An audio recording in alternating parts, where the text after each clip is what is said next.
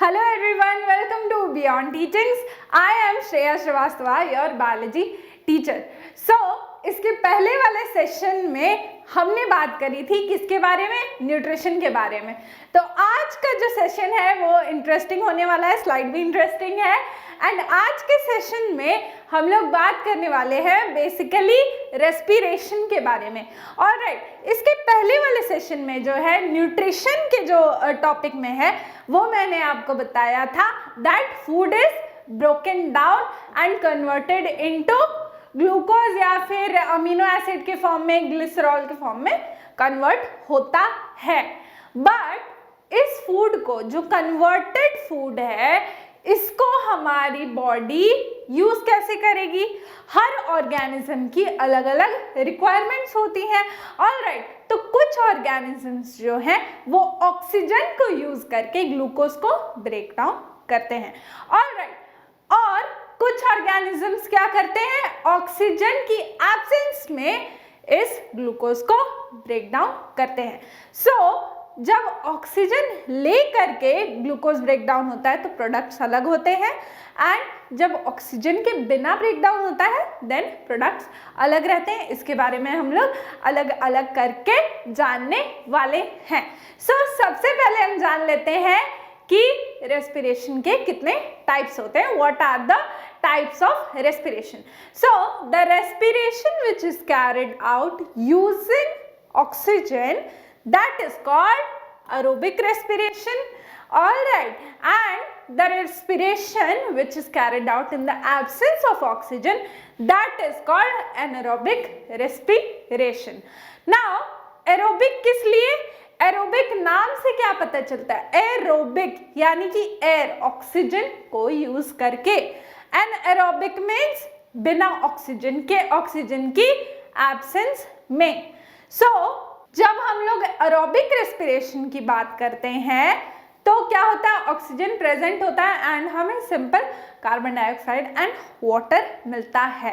Now एनाएरोबिक respiration में क्या होता है कि दो पाथवेज होते हैं, दोनों के प्रोडक्ट्स अलग अलग होते हैं.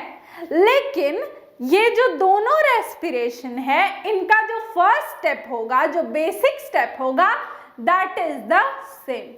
फर्स्ट स्टेप क्या होता है कि ग्लूकोज जो कि एक 6 कार्बन मॉलिक्यूल होता है उसकी कन्वर्जन होती है. अ 6 carbon molecule is converted into a 3 carbon molecule. Okay, glucose जो कि एक 6 कार्बन मॉलिक्यूल है उसकी कन्वर्जन किस में होती है? एक 3 कार्बन मॉलिक्यूल में. 6 carbon molecule is converted to 3 carbon molecule, that is called. अब ये 3 कार्बन मॉलिक्यूल जो है इसे हम कहते हैं पाइरुवेट. राइट, तो the first step is the conversion of glucose into pyruvate. ये जो 3 कार्बन मॉलिक्यूल्स मिला इसे हम पाइरुवेट कहेंगे. Now pyruvate is then broken down in the presence or absence of oxygen depending upon the type of respiration. Now हम site की बात करते हैं, जगह की बात करते हैं कि अगर सेल्यूलर रेस्पिरेशन में हम लोग देखें तो इन सारी चीजों का साइट क्या होता है, कहाँ होता है, किस प्लेस पे कैरिड आउट होता है ये सारा? क्या सेल के न्यूक्लियस में होता है या फिर किसी सेल ऑर्गेनल में होता है? ये हम देखने वाले हैं. सो इन एरोबिक रेस्पिरेशन जो हम लोग बात कर रहे थे वो क्या होता है? एरोबिक चाहे अनएरोबिक हो, ग्लूकोज पाइरुवेट में जब बदलता है तो ये प्रोसेस साइटोप्लाज्म में कैरी आउट होता है. जब भी ग्लूकोज पाइरुवेट में बदलता है तो ये प्रोसेस साइटोप्लाज्म में ही कैरी आउट होगा. अब हम लोग देखेंगे कि अलग अलग कौन से पाथवेज होते हैं जिससे कि एरोबिक और अनएरोबिक रेस्पिरेशन होता है. ओके, नाउ ये वाली जो फ्लो चार्ट है ये आपके बुक में भी दिया हुआ है, प्रेजेंट है. So the first step is, इस फ्लो चार्ट को देख करके मैं आपको बता दे रही हूँ, उसके पहले भी मैंने आपको बताया था, glucose which is a 6 carbon molecule in cytoplasm, क्योंकि ये प्रोसेस इन साइटोप्लाज्म में ही कैरी आउट होता है, मैंने अभी आपको बताया, is converted into pyruvate which is a 3 carbon molecule. Okay, 3 carbon molecule plus energy भी बनती है यहाँ थोड़ी सी।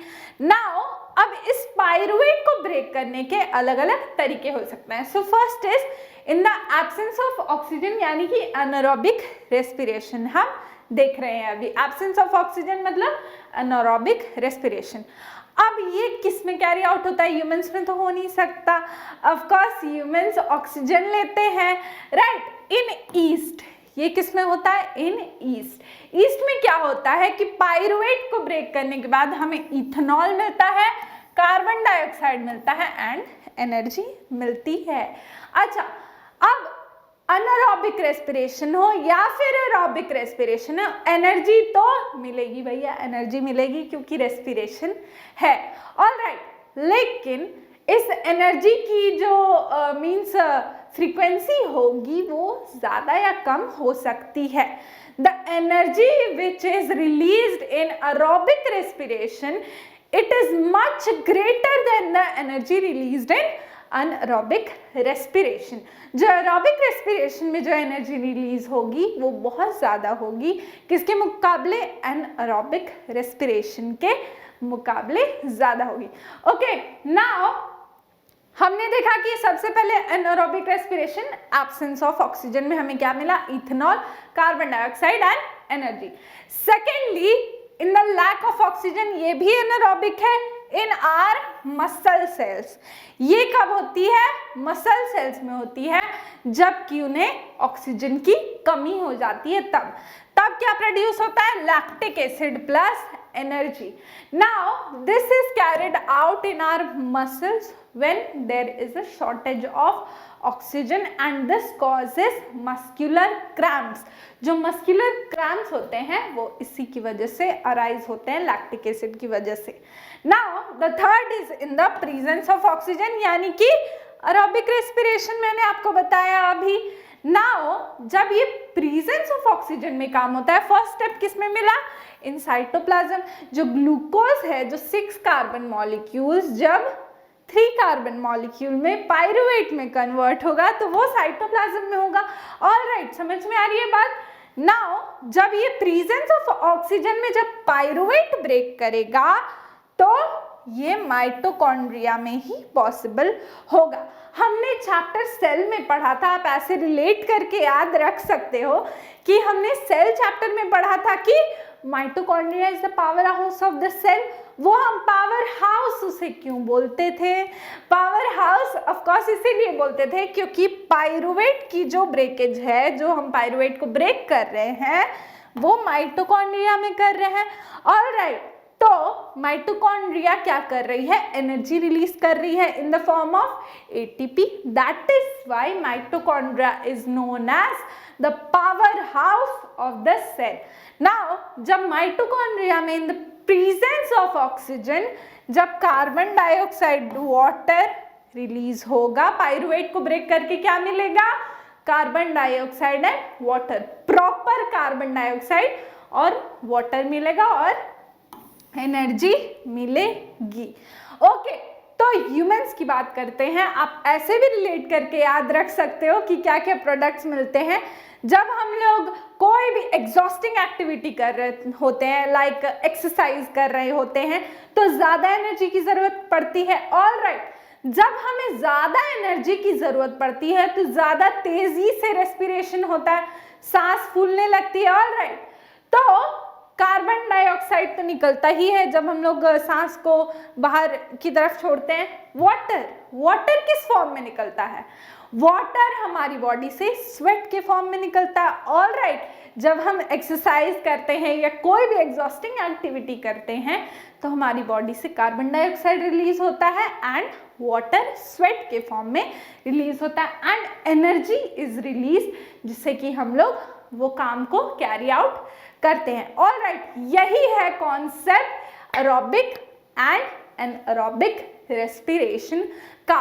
नाउ अब हम लोग अगली क्लास में बात करने वाले हैं कि ह्यूमन बीइंग्स में रेस्पिरेशन का मैकेनिज्म क्या होता है, रेस्पिरेटरी सिस्टम का स्ट्रक्चर क्या होता है, ये हम लोग बात करने वाले हैं अगली क्लास में।